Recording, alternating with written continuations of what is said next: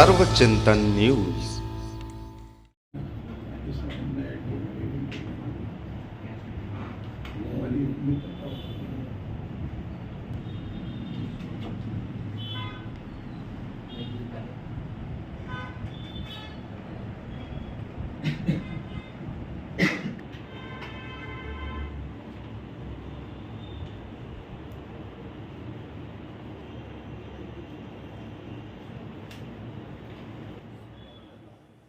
और उसके लिए जो एक बहुत बड़ा ट्रैफिक, जैसे मैंने जिक्र किया आपसे, दिल्ली में हैवी व्हीकल्स जो आते थे उसके कारण जो पोल्यूशन होता था उसको ख़त्म करने के लिए ईस्टर्न वेस्टर्न जो आपने देखा पेरीफेरल बनाया, उसके कारण दिल्ली का कम से कम 20% पोल्यूशन कम हुआ है।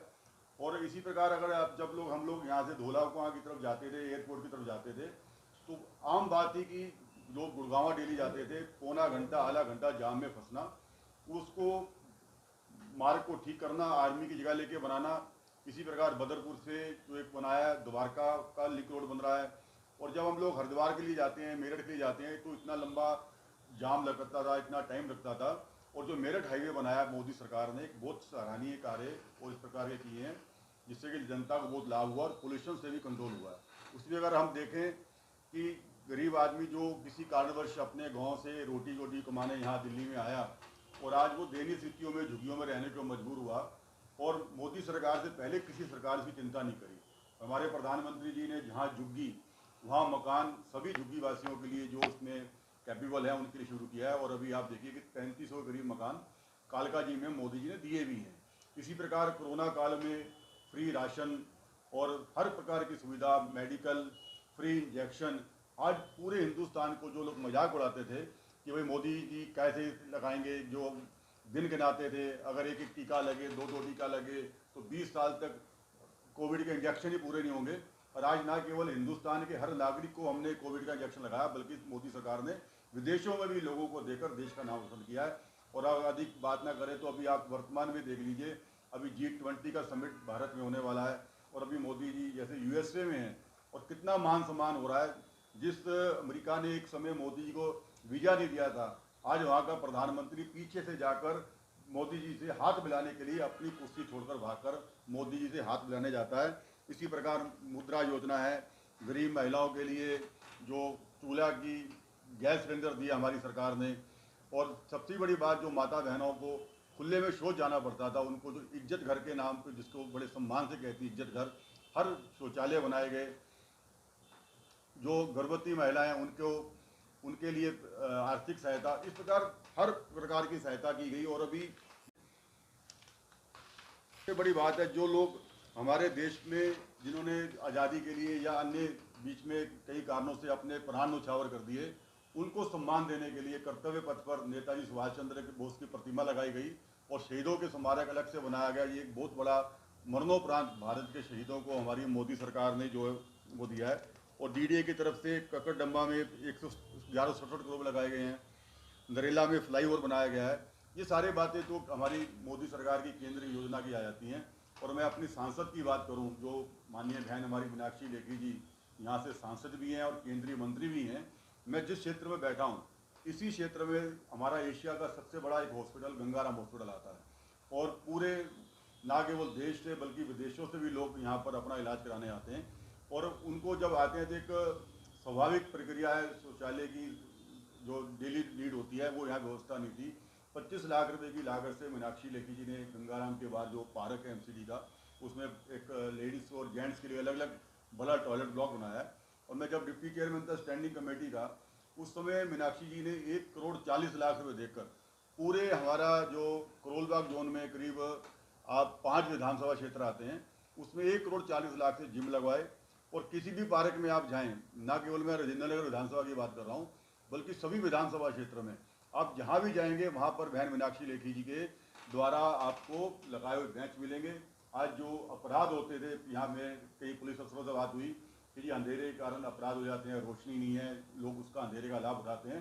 तो हमने मीनाक्षी लेखी जी से बात करी तो उन्होंने अपने फंड से पूरी विधानसभा के लिए LED lights, high mast lights, ये सारे प्रोवाइड करवाए। LED लाइट से ना केवल कंजम्पशन भी होती है बल्कि एनर्जी बचती है, सब कुछ ये फायदा रहा।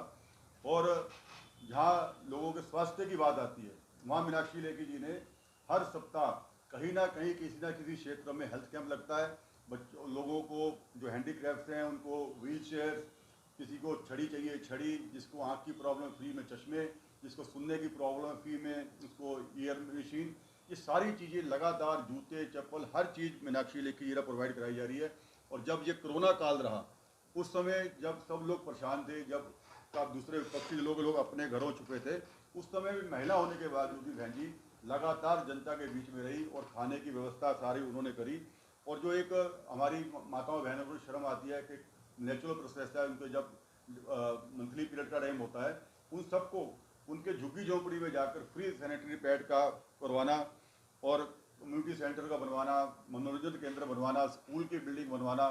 और सबसे बड़ी बात है कि लोकसभा सांसद के पास सिर्फ 5 करोड़ का फंड होता है, उसके बावजूद फ्लाईओवर्स के बनवाना, एक पटेल नगर में बहुत बड़ी समस्या थी, दुर्घटना होती थी, वहाँ फ्लाईओवर्स करवाना, ये सारे मेजर काम मीनाक्षी लेखी जी ने बहुत शॉर्ट पीरियड में अपने कराए हैं। ये सब मैं आपको बताना चाहता हूँ कि ये बहुत सारा विकास कार्य लगातार ना केवल दिल्ली में बल्कि राजेंद्र नगर विधानसभा क्षेत्र में भी सारे विकास कार्य हुए हैं। ये छोटे बहुत शॉर्टकट में मैंने ये आपको काम बताया है। बच्चों के पढ़ने के लिए पब्लिक लाइब्रेरी, पार्कों में जिम मैंने आपको बताई हैं, टॉयलेट्स ब्लॉक बताए हैं, ये सारी सुविधाएं हमारी सांसद ने करवाई। उसके लिए मैं उनको साधुवाद भी देना चाहता हूँ, धन्यवाद भी देना चाहता हूँ। और विदेश राज्य मंत्री के तौर पर जो उनका कार्यकाल है उसमें भी ना केवल देश में बल्कि विदेश में भी वो एक अच्छा कार्य कर रही हैं। और हमें बड़ा गर्व होता है कि वे हमारे क्षेत्र की सांसद हैं, हमारी मंत्री हैं। ये सारी चीज़ें मैंने बताई। और सबसे बड़ी बात, नेत्रहीन स्कूल है हमारा आर के पुरम में, वहाँ पर भी उन्होंने जो बच्चे किसी कारण देख नहीं पाते उनके लिए किया है। और एक सबसे बड़ी बात चलती है प्लास्टिक मुक्त, तो 15 जगह पर उन्होंने जो प्लास्टिक की बॉटल्स हैं उनको देकर और उसका डील पहुँचे ऐसे प्लांट भी लगाए हैं। ये सारी और बहुत सारी बातें हैं जो मैंने आपको बताई, उन्होंने जो हमारे स्पेशली राजेंद्र नगर विधानसभा के लिए की हैं, ये संक्षिप्त मैंने आपके सामने रखा है। और मैं ये कहना चाहता हूँ कि सन 2024 में पुनः एक बार हमारे यशस्वी प्रधानमंत्री नरेंद्र मोदी जी के नेतृत्व सरकार बनेगी।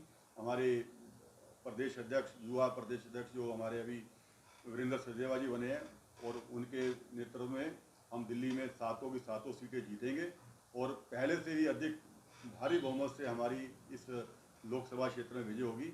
ये बात मैं कहना चाहता हूँ। बहुत बहुत धन्यवाद। जय हिंद, जय भारत। कौन सी कमियां कि आपने पूरा चुनाव कवर किया था और मैं आपको सभी मीडिया के लोगों को बड़ा साधुवाद देना चाहता हूँ कि बड़ा निष्पक्ष भाव से सबने कवरेज करी थी। ये तो कुछ भाग्य के खेल होते हैं, कोई जीता कोई हारा, ये जीवन में लगा रहता है। मगर आप मुझे बताइए, आपने इसलिए याद दिलाया आपको कि आपने चुनाव की कवरेज करी थी, ये चुनाव में दुर्गेश पाठक था कहाँ? ये चुनाव तो सीधे तौर पर राजेश भाटिया वर्सेस केजरीवाल था। ना तो केजरीवाल की पार्टी ने कभी कहा कि हमारा प्रत्याशी दुर्गेश पाठक, इसको वोट दो, ना कभी दुर्गेश पाठक ने कहा कि मैं यहाँ से प्रत्याशी हूँ, मुझे वोट दो। एक बात। दूसरी बात, ये चुनाव जो बना वो राजेश भाटिया वर्सेस केजरीवाल बना। बाई इलेक्शन का रूलिंग पार्टी की सरकार थी, उनकी सीट थी, वो जीते।